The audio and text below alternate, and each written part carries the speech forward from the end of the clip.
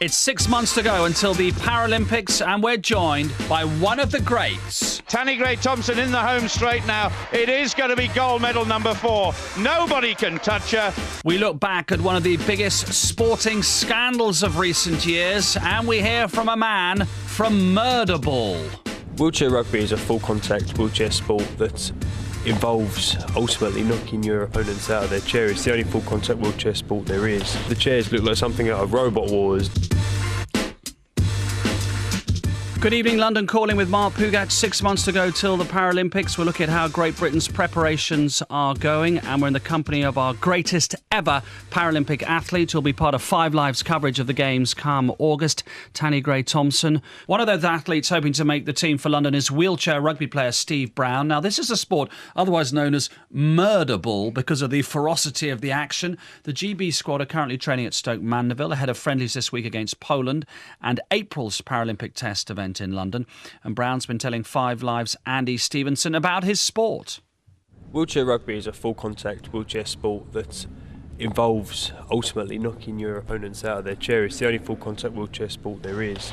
The basic rules of the game are you inbound the ball, you have 10 seconds where you have to bounce or pass the ball, 12 seconds to cross the half, and then score in 40 seconds. It's very fast paced, very energetic, end to end, a really good spectator sport. And it's a remarkably physical game, isn't it? Yeah, I mean, I think the best way to describe it is, the chairs look like something out of Robot Wars, and they're designed to hit and take a hit, and it's easier to go around your opponents if they're knocked out and they're on the floor. They can't chase you or come and get you. You must have had a few injuries in your time. Yeah, I mean, there are injuries, a lot of fingers and noses, but no sport's safe. You look at ballerinas, they twist their ankles, footballers break their legs. One of the worst injuries I had was a broken sternum, and a few of my ribs got broken in a game over in Germany, and that put me out of action and back in hospital for about 3 months. I was chasing the ball down, 2 very big German fellas were chasing the same ball, and we all got to it at the same time, and I came off worse than they did.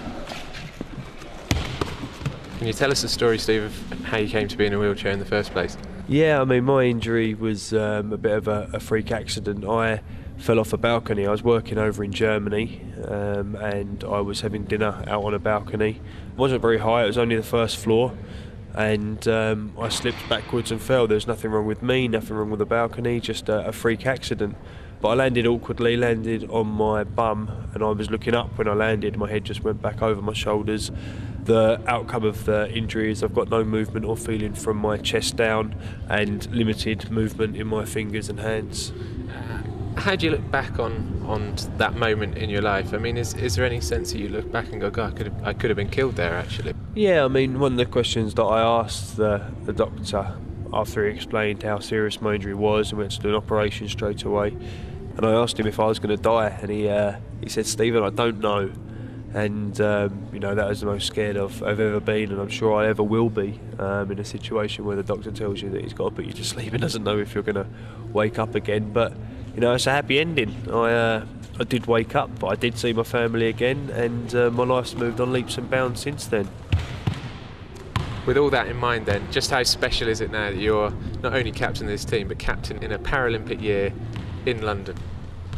I don't think of anything else other than winning the games and scoring those winning tries, and the sport is my life. There's nothing more that I put any focus into. There's nothing that distracts me from the sport, and then to now be captain of the year of 2012 is more than I could have ever envisaged, more than I ever dreamed of, and I just hope that I do everybody proud. That's the wheelchair rugby player Steve Brown. Well, Danny, you love your rugby.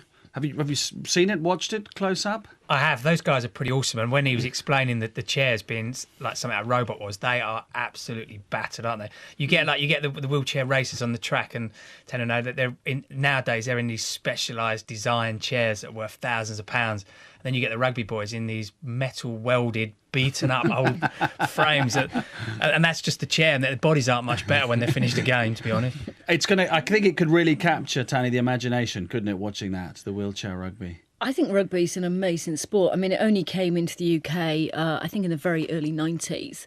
And it was because the quadriplegics who play were struggling to play basketball because they didn't have the triceps to shoot. And, you know, when it first came to the UK, it was a very gentle game. And there was, I think, a lot of people who thought, you know, they should try and keep the rules to be sort of very, very careful and very protective.